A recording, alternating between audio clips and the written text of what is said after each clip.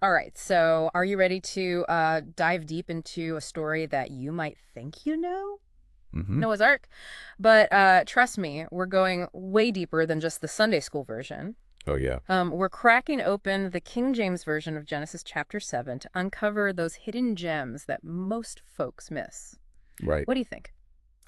I think it's interesting, because the story often focuses on just the animals, Yeah, but it's really about so much more than just gathering a bunch of creatures. right. It's about divine instructions and a precise timeline and a sense of order amidst impending chaos. Okay, so let's talk about those divine instructions because I've always been curious about this whole clean versus unclean animal situation. Okay. God specifically tells Noah to bring every clean beast by sevens and the unclean beasts by twos. Right. So what's the deeper meaning there? Well, those terms, clean and unclean, they had a deeper significance in biblical tradition. Okay. Clean animals were those that were fit for sacrifice and consumption, according to Mosaic law, Mm. while unclean animals were forbidden. Okay. So it wasn't just about saving every single species. Right. It was about preserving a way of life, a system of ritual purity for the post-flood world. So it's like Noah was curating a collection for the future Exactly. and not just like running some random zoo. Yeah. And that number seven pairs of each clean animal, that can't just be a coincidence, can it? No, definitely not. What's going on there? Well, the number 7 has multiple layers of meaning. Okay. For example, it represented completeness and divine perfection. Okay. By bringing 7 pairs of each clean animal, Noah ensured their survival and the continuation of ritual practices. Yeah. It's fascinating how this detail adds a layer of spiritual significance to the story, wouldn't you say? Absolutely. It makes you realize how carefully chosen every detail was. Yeah. And speaking of carefully chosen, God didn't just spring this whole flood thing on Noah. There's a very specific timeline involved. Exactly. Right. God gives Noah a 7-day warning before the flood hits. Talk about a deadline. Right. Yeah. And then the rain itself lasts for 40 days and 40 nights. Yeah, it does. That number 40 pops up a lot in the Bible. It does. It's like a recurring theme. What is the significance of that number? Well, if you think about it, Yeah. the number 40 Mm. often symbolizes a period of trial or transformation. Okay. The Israelites wandered the desert for 40 years. Mm-hmm. Jesus fasted in the wilderness for 40 days. Right. It's like a time of testing, Okay. of purification, Yeah. leading to a new beginning. So in the context of the flood, is it fair to say that those 40 days and 40 nights represented a complete washing away of the old world? Yeah. Like a cosmic reset button? That's a great way to put it. Yeah. And it wasn't just about wiping the slate clean. Right. It was also about setting the stage for something new, something better. It's amazing how much symbolism is packed into this story. Yeah. And it wasn't just about the animals either, right? Exactly. Noah had his whole family with him on the ark. Yeah. Even in the midst of this global catastrophe, the importance of family is front and center. Right. Noah, his wife, his sons, and their wives, Yep. they all went into the ark together. Together. It really emphasizes that even when the world is falling apart, our connections to our loved ones are essential. It's a reminder that we need each other to weather the storms, Yes. literally and figuratively. Mm. It makes me think about how important community support is today, Right. especially when we face natural disasters or other crises. I agree. It's like the story is telling us that we're not meant to face hardship alone. So true. And speaking of facing hardship, the Bible doesn't sugarcoat the devastation of the flood. No, it doesn't. All the high hills were covered, it says. Wow. It really paints a picture of just how catastrophic this event was. It does. Yeah. It's powerful imagery that highlights the flood's sheer magnitude. Right. And it's interesting to consider that there is actually geological evidence of ancient floods around the world. Cool. These floods were likely massive events that could have shaped entire civilizations Wow. and left their mark on the planet. So the story of Noah's Ark might not just be a religious tale.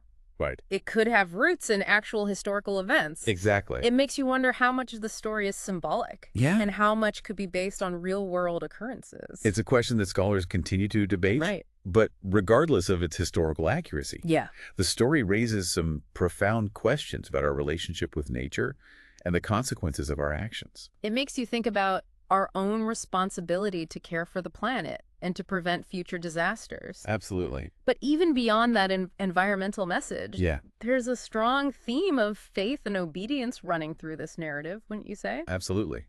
Noah followed God's instructions to a T, even though building a giant ark and gathering all those animals must have seemed impossible at the time. Right. It speaks volumes about his unwavering faith in the face of uncertainty. It's a reminder that sometimes we're called to trust in something bigger than ourselves, Mm-hmm. even when we don't fully understand the why or how Right. to act on that trust, Right. even when it seems illogical or even impossible. Exactly. And that brings up an interesting question. What would we do if faced with a similar test of faith? That's a really thought-provoking question. Yep.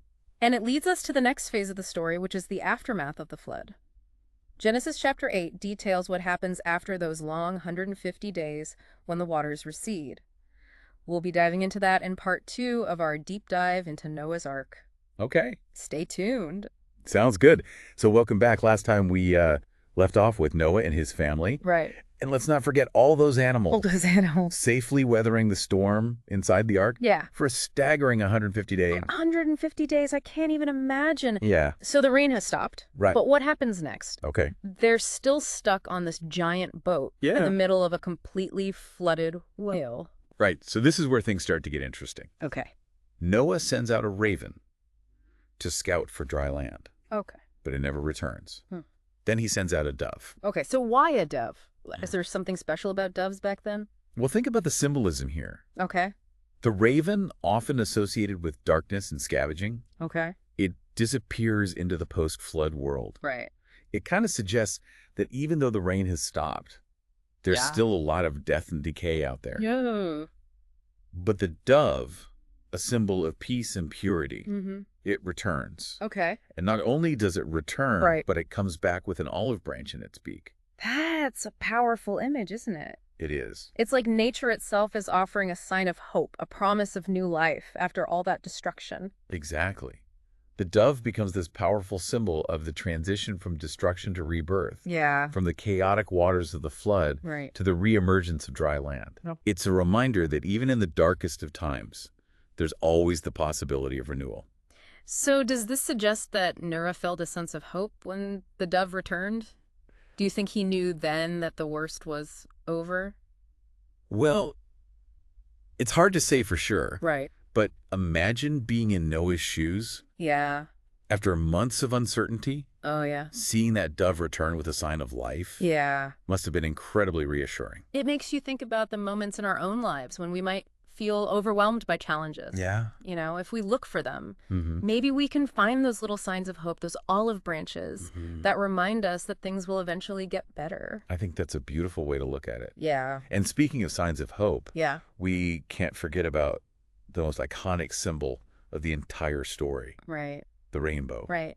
After the floodwaters recede and Yeah. Noah and his family finally disembark, Mm-hmm. God establishes a covenant with humanity, Yes. symbolized by the rainbow. It's a promise that he'll never again destroy the earth by flood. It's more than just a promise, though. Okay. It's a reminder of the destructive power of chaos Okay. and a pledge of divine protection for the future. You know, it's interesting how this ancient story resonates with our modern concerns about climate change and environmental destruction. Yeah. It may not be a literal flood that we're worried about today, Right. but the message still feels relevant. It does, doesn't it? Yeah. It raises important questions about our relationship with the natural world Mm-hmm. and the consequences of our actions. Yeah. It challenges us to think about our responsibility to care for the planet, Right. to find ways to prevent future disasters. It's a timeless message, isn't it? It is. A message of hope and caution reminding us of the delicate balance between destruction and renewal. But the story of Noah's Ark isn't just about surviving a catastrophe. Right. It's also about rebuilding a world. Exactly. In the next part of our deep dive, we'll explore what happens after Noah and his family step off the ark Yeah. and begin that long process of starting over. It's a big one. What challenges did they face, Yeah. and what lessons can we learn from their experience? Welcome back. It's amazing to think after 150 days at sea, Noah and his family are finally stepping back onto dry land. Yeah. Like they're the first people on Earth all over again. Yeah. What a strange and daunting feeling that must have been. It's hard to even fathom what that experience must have been like. Imagine the silence after months of the storm, Yeah. the vast emptiness of a world stripped bare. It's like they've been given a blank canvas, Yeah. a whole world to rebuild. But where do you even begin after something like that? Well, the first thing Noah does is build an altar Hmm. and offer sacrifices to God. Okay. It's a powerful gesture, wouldn't you say? Yeah. A way of giving thanks for their survival and Yeah. acknowledging the divine power that brought them through the flood. It's like he's reestablishing that connection between humanity and the divine that Yeah. had been broken, hitting the reset button on civilization. Right. But this time with a deeper understanding of their place in the world. That's a great way to put it. Yeah. And it's interesting because right after this act of worship, Yeah. God gives Noah and his sons a very specific instruction. Okay. He tells them to be fruitful and multiply and replenish the earth. Right. It's a mandate to rebuild, Cool. not just physically, but also spiritually and morally. So it's not just about repopulating the planet. Exactly. It's about creating a new society, a better society Yeah. that learns from the mistakes of the past. Right. But practically speaking, what would that have actually looked like? What kind of challenges did they face in rebuilding their world? Well, think about it. They had to cultivate land that had been submerged for months, Right. rediscover lost knowledge and skills, Oh, yeah. reestablish social structures. It's a lot. It must have been a monumental task. And it wasn't just the physical challenges. They had just survived a global catastrophe. The only survivors on the entire planet. Yeah, The psychological impact of that must have been enormous. absolutely. Yeah. The story doesn't explicitly address their emotional and spiritual state, Right. but it's important to acknowledge that trauma, Yeah.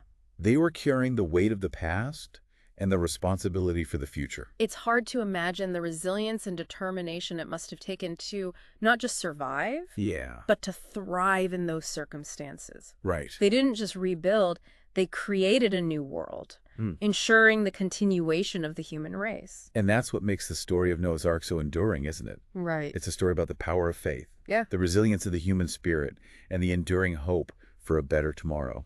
It's also a story that forces us to confront some uncomfortable truths about ourselves. Yeah. Our capacity for both destruction and renewal, Right. our responsibility to each other and to the planet, and ultimately our ability to overcome even the most unimaginable hardship. It's a story that continues to resonate thousands of years later Yeah. because it speaks to universal human experiences. Right. And it challenges us to ask ourselves what we can learn from the past Hmm. to shape a more just and compassionate future. Well said. And on that note, we'll wrap up our deep dive into the story of Noah's Ark. We hope you've gained a new appreciation for the depth and complexity of this ancient tale. And maybe it sparked some thoughts about your own journey, your own resilience, and your own hope for a better tomorrow. Until next time, keep exploring, keep questioning, and keep diving deep to